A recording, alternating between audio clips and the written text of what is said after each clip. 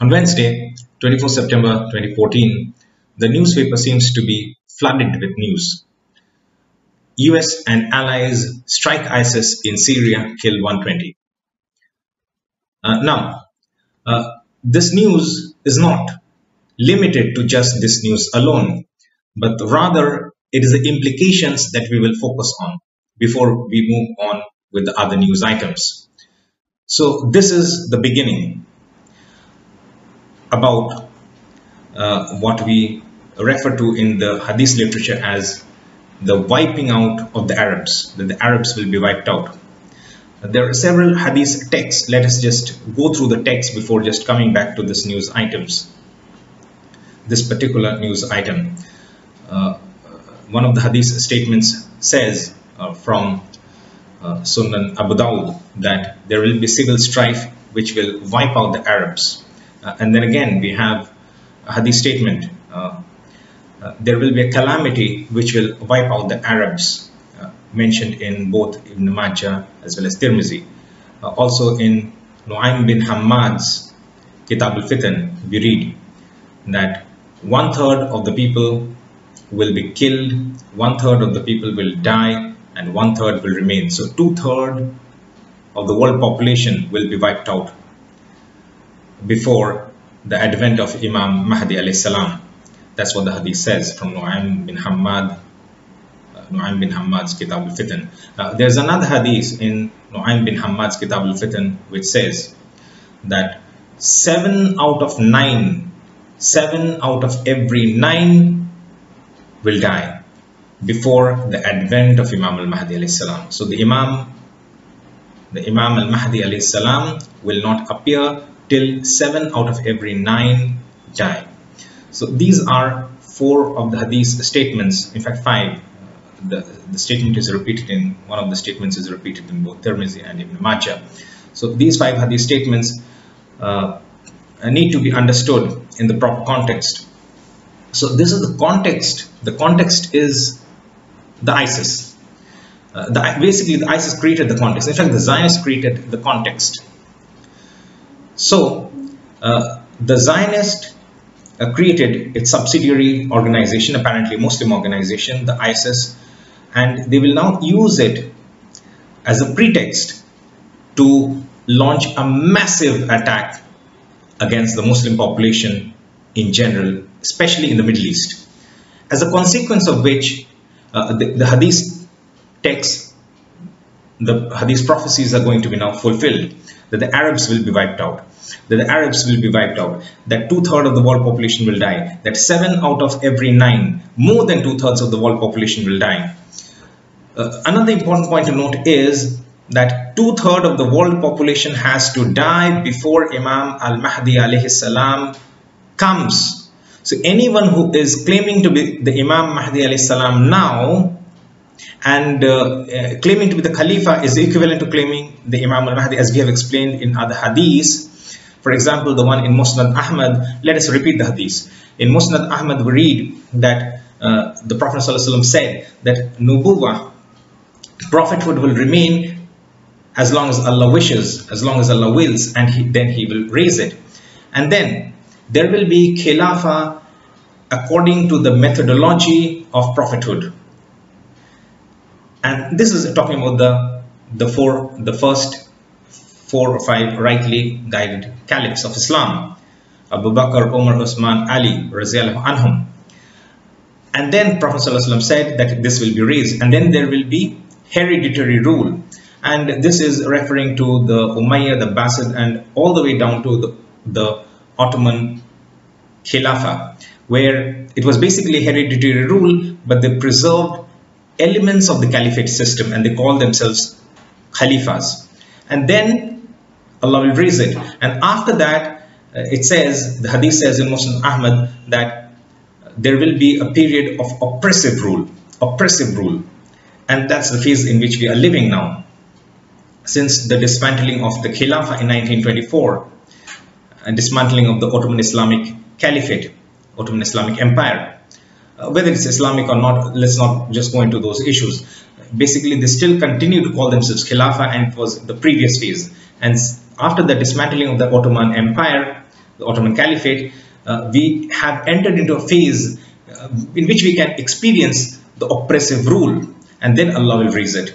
And after this, what is mentioned is very significant. It's mentioned in this hadith of Muslim Ahmad that after that, Khilafah will return according to the methodology of the prophethood. Khilafah will return according to the methodology of prophethood. So now this caliphate, since it is according to the methodology of the prophethood, this cannot return with any Tom, Dick or Harry claiming to be the Khalifa. You have to understand this fundamental point. This is only possible with the advent of Imam Mahdi alayhi salam, because he is the person who can ensure that the caliphate system itself, the system itself, returns in accordance with the methodology of prophethood. No one else can, because it is only him. In fact, the Mahdi, it's a title, it's not his name. His name will be Muhammad. It's his title, the Mahdi. It means guided. And he will also receive a revelation, not Sharia. I'm not talking about Sharia law, no new laws, but revelation. Otherwise, how can he possibly understand that he is the Mahdi? So, if you are claiming to be, the Mahdi will restore the Khilafah. So if you're claiming to be the Khalifa, you are essentially claiming to be the Khalifa. If you're claiming to be the Khalifa, you're essentially claiming to be the Mahdi. It's synonymous in the last stage. If you're claiming to be the Khalifa, you're claiming to be the Mahdi. Because people will say that, I'm talking about that if anyone claims to be the Mahdi, then he cannot be followed. But then they have the people, the ISIS and the Boko Haram has said they have not claimed to be the Mahdi, they have rather claimed to be the Khalifa. But the Khalifa itself cannot be restored. The Khilafah system cannot be restored until the advent of Imam Mahdi alayhi salam. I think I have explained this now with sufficient details to give you the background. So this is not possible that the Khilafah can return before the advent of Imam al-Mahdi alayhi salam. So anyone who claims to be the Khalifa is in fact among the 30 Dajjals, the Dajjaloon, the 30 false people, liars, who will come before the advent of before the emergence, the khuruj of the Antichrist, Al-Masih al-Dajjal. So basically what I want to say is the Imam al-Mahdi alayhi salam, he cannot arrive, his advent is not possible before 2/3 of the world population is wiped out and the Arabs are wiped out. So anyone who claims to be the Khalifa, and I explained to you, it essentially means he's claiming to be Mahdi. He is a false Mahdi because 2/3 of the world population has not been wiped out as of now. It will be wiped out. And how will it be wiped out? This is the pretext. This is the pretext. Creating the ISIS group and allowing them, or instructing them, commanding them, so to say, and ordering them, so to say, to execute masses of people and then use it as a pretext to launch those attacks, which the US and the French are now doing, mainly the US. And they are not interested so much in ISIS. They are interested in wiping out large sections of the people. Large sections of the people. If you're not convinced, you can refer to Henry Kissinger's 1974 genocide plan. It's available on the internet. 1974. The plan was already in place back then in 1974, as early as 1974. This is 2014. How many years? 84, 94, 2004, 2014, about 40 years back. 40 years back. They had laid this plan out to kill about 2/3 of the world population. And this exactly matches with the Hadith text. The plan matches with the prophecies of the Hadith text. So this ISIS, the nuisance that it has created, and this is now being used, both the Zionist groups, they're playing with each other. I mean, they're creating a drama out of nothing.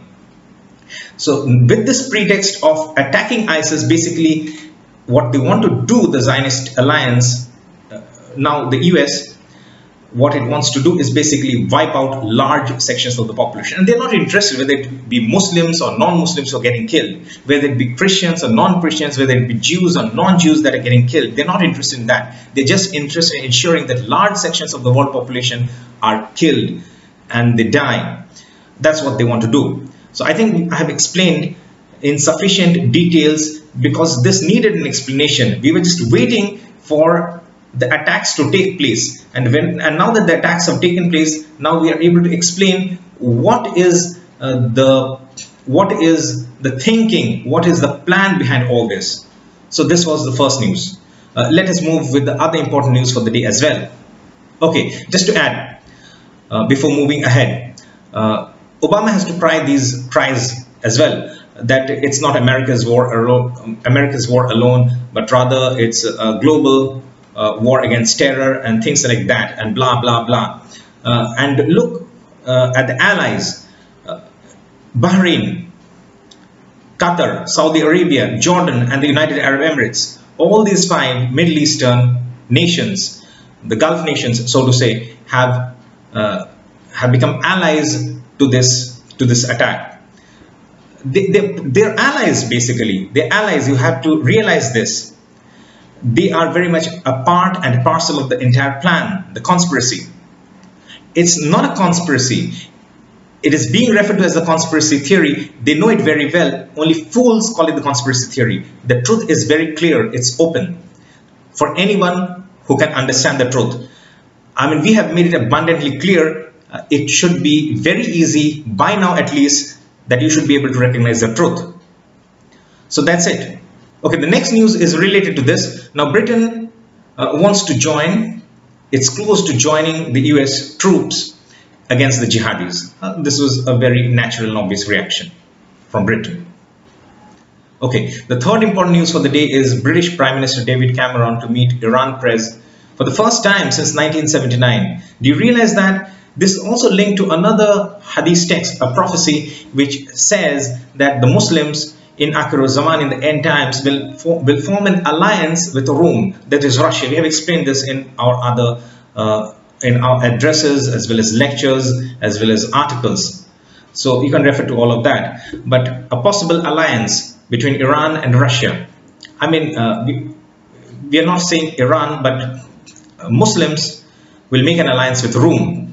Muslims will make an alliance with Rome, and Iran was moving towards that. So David Cameron jumping into it, it seems to add a whole lot of dimension into it, and we should think what's going on here.